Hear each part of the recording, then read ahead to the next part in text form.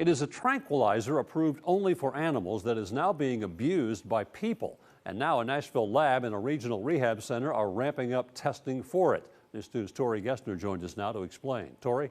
Bob, xylazine is often mixed with other drugs like fentanyl to make a high last longer. What makes it so deadly? It's resistant to the overdose reversing drug Narcan.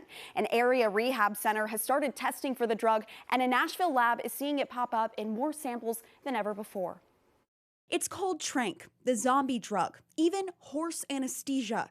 It's xylazine, a tranquilizer meant for animals used by humans to extend a high.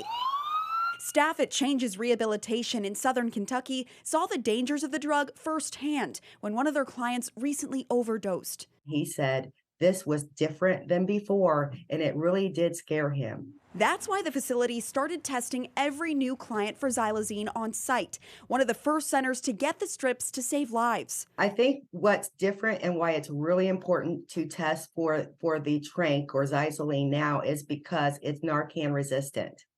And so if they just get that high before they come in the door and they end up with a deadly dose and they OD, I want to make sure that we catch that. While the testing is a new endeavor at Changes, Aegis Sciences Corporation in Nashville has been testing for xylazine for 2 years. It's only going up and increasing in prevalence. And so is the demand for testing. Providers should be interested in ordering this test if they have these individuals who are at risk of being exposed to xylazine, because you have a chance to preemptively address a really dangerous situation. The staff at Changes Rehabilitation know that situation well, working to prevent deaths, one test at a time. The window to capture it on the test result is 25 to 50 minutes. Every second is going to count.